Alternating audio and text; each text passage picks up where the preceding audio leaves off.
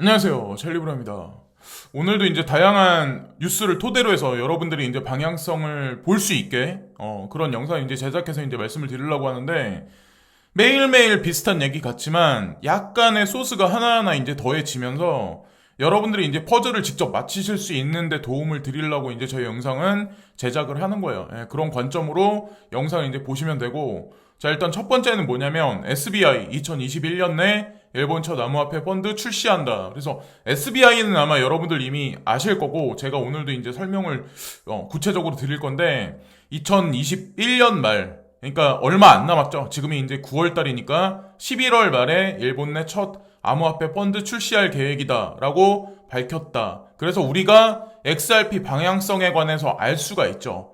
소송이 언제 또다시 이제 연기돼서 그게 이제 결판이 날지, 그것도 이제 11월 달로 이제 그게 돼 있는데, SBI 홀딩스에서는 11월 말에 상품을 출시한다라고 공식적으로 밝혔다는 걸 봐서는 어느 정도 올해 안에는 마무리가 되지 않을까, 11월 안에는 마무리가 되지 않을까라는 생각을 합니다. 자, 그리고 비트코인, 포함되는 코인이 뭐냐면 비트코인, 이더리움, XRP, 비트코인 캐시, 라이트코인. 그러니까 시총 상위에 있는 코인들.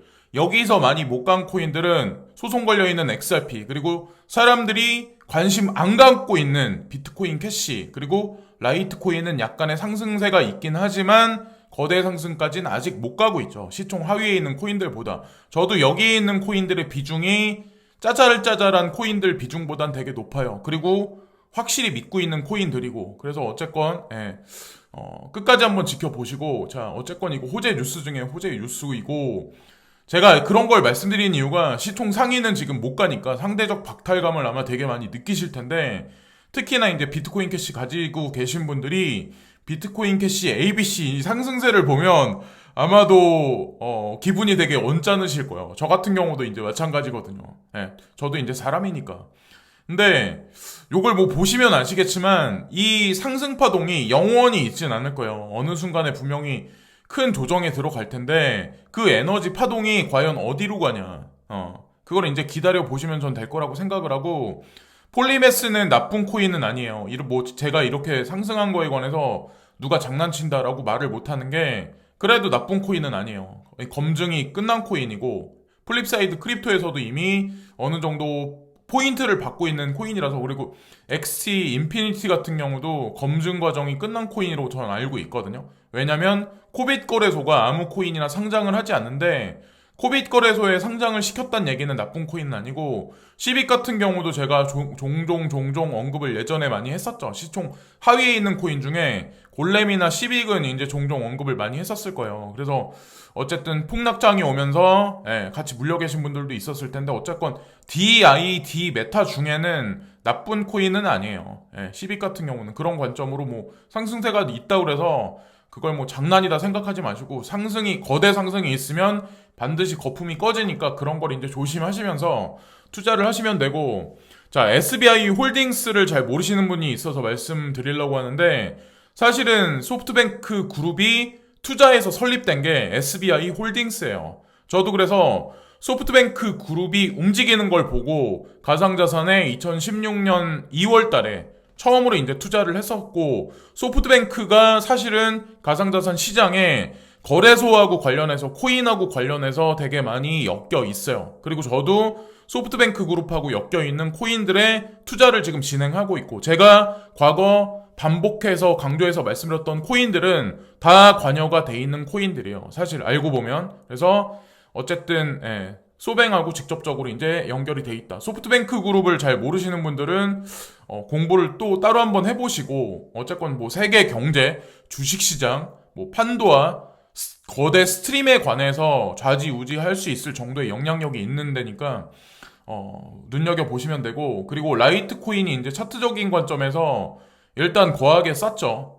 뭐 아까 제가 말씀드렸던 비트코인 캐시 ABC에 비하면 상대도 안 되긴 하지만 어쨌건 움직였다는 자체를 시그널로 보시면 되고, 비트코인 캐시는 아직까지 그렇게 크게 쏘진 않았어요. 저는 이제 준비하고 있다라는 생각을 하고 저도 이제 기대를 갖고 있고, 와이파이 같은 경우도 마찬가지 맥락이다. 그래서 RTBTC 트레이더가 이걸 올렸더라고요. 예, 공통점이 있다. 그래서 눈여겨봐야 된다라고 지금 얘기를 하고 있고, 시빅은 원래 DID, 그러니까 신원 인증하고 직접적으로 이제 연관돼 있는 역량 있는 코인 중에 이제 대표적인 코인이라고 보시면 되고, 더키라든가 다른 코인들도 있는데 제가 유일하게 인정하는 코인이 이 코인이에요. 예, 그래서 이거를 지금 거하게 상승했는데 매수 추천을 제가 드리는 건 아니고, 향후에 만약에 거품이 엄청나게 또 꺼진다 이러면 그냥 눈여겨 봐두시면 돼요. 이미 가지고 계신 분들은 그냥 잘 매매를 하시면 되고. 그래서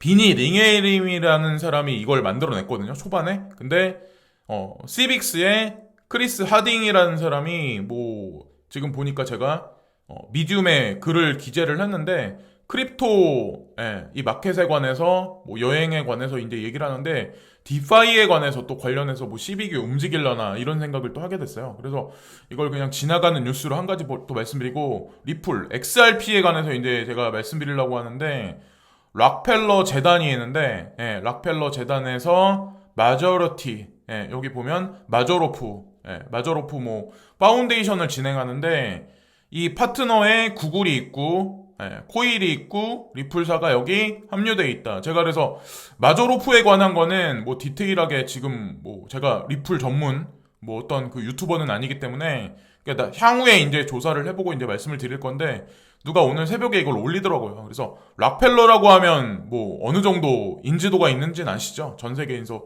부를 축적한 가문 중에 뭐 음모론으로 따지면 락펠러 알아주죠. 그러니까 그런 관점으로 보셔도 나쁘지 않은 코인 중에 또 하나다라고, 코인계 끝판왕이다 정리해서 이제 말씀을 드리고, 또 하나 이제 지금 현재 이제 시장 상황을 보시면, 비트코인 상승세보다는 비트코인은 현재 그냥 박스권에서 5만 달러 약간 위, 5만 달러 약간 아래에서 박스권에서 횡보를 하고 있는 와중이고, 설명을 좀 강조해서 하자면, 이더리움 상승세가 되게 많이 가팔았잖아요. 근데 시총 하위에 있는 코인들, 이더리움 제외 시총 상위에 있는 코인들 많이 못 갔어요.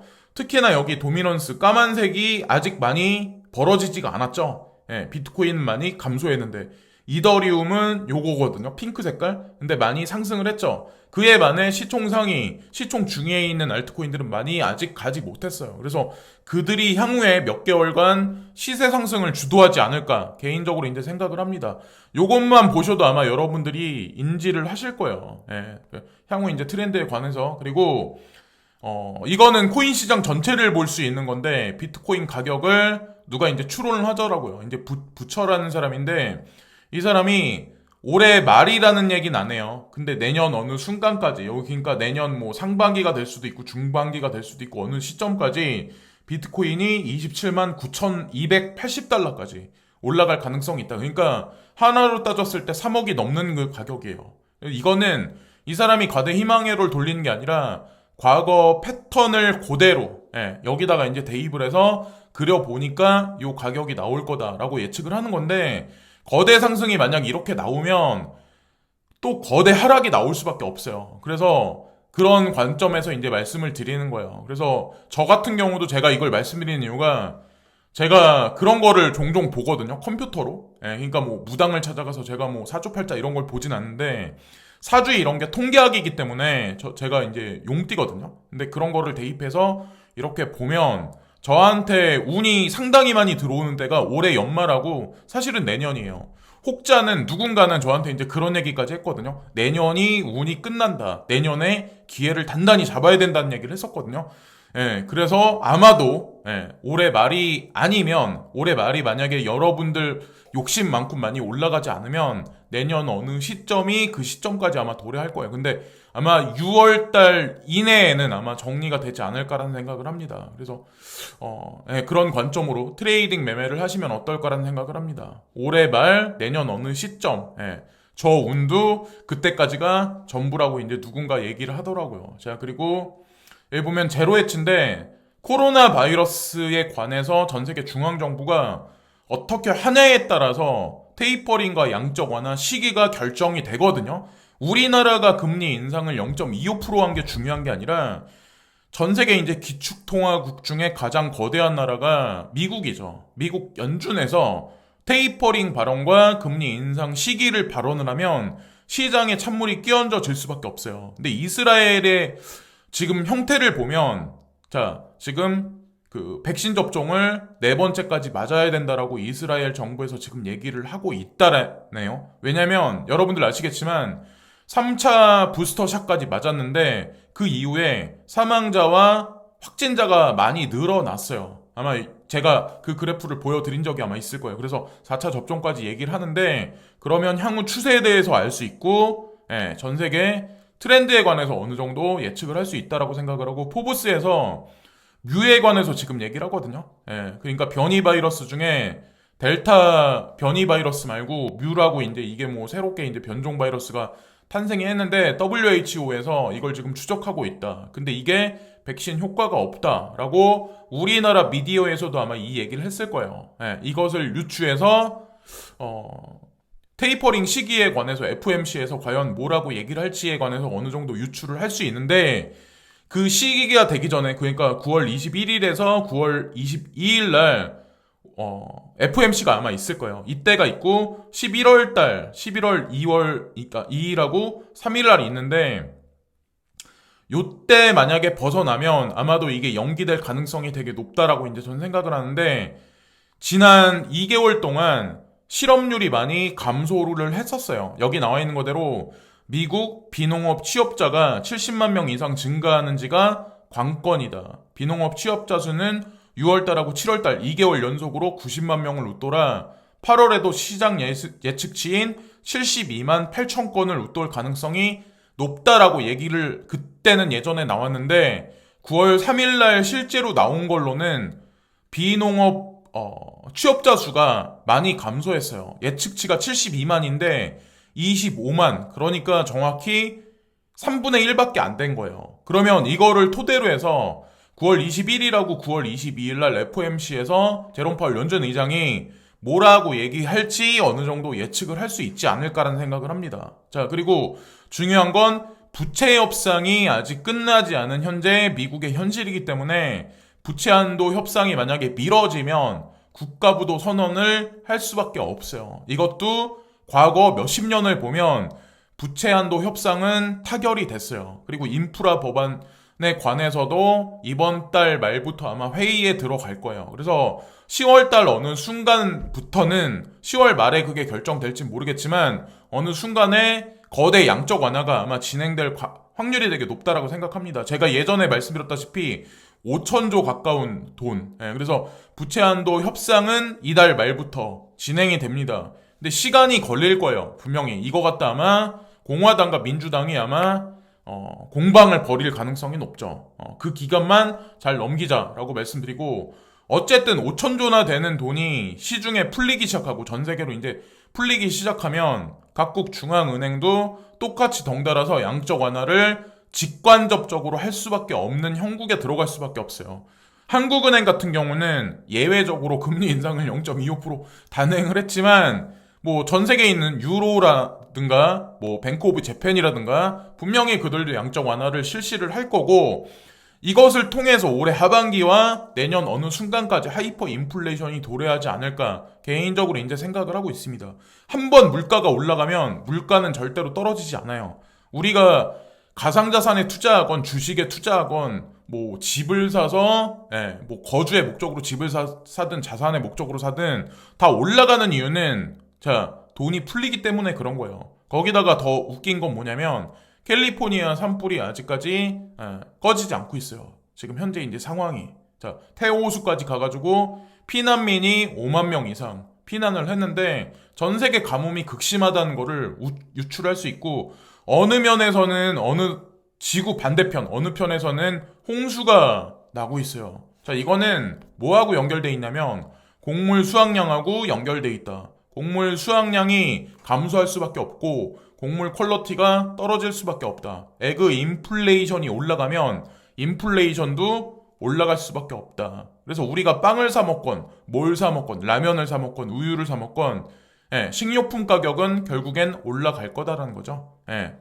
저는 이제 그렇게 생각을 하거든요. 거기다가 더 웃긴 게 코로나 바이러스가 창궐하면서 이 식료품 관련한 아니면 뭐 3차 산업하고 관련한 모든 인프라가 와해됐어요. 사실 그 1년 뭐 2년 가까운 시간 동안 와해가 돼서 파괴가 된 게 되게 많기 때문에 재건하는 데까지 시간이 더 많이 걸려요. 그렇기 때문에 아마도 그것들이 다 모두 작용을 하지 않을까라는 생각을 합니다. 그래서 이거는 좀 과도하게 그림으로 이제 표현된 건데 어쨌건 이런 돈을 줘야 우리가 향후에 뭐 이런 걸 사 먹을 수 있다. 돈 가치가 떨어진다는 얘기죠. 그리고 많은 사람들은 코로나로 직장을 잃었다, 장사가 안 된다, 영업이 안 된다 이렇게 얘기를 지금 하고 있어요. 사실 코로나 때문에 직접적으로 눈에 보이는 건 그렇긴 하지만 많은 사람들이 이제 직업을 잃고 있는 사람이 되게 많아요. 새로운 직업도 뭐 나오긴 하지만 어쨌든 지속적으로 직업을 잃는 사람이 많아지면 전 세계 중앙정부는 재난지원금을 필두로 해서 기본소득제라는 제도를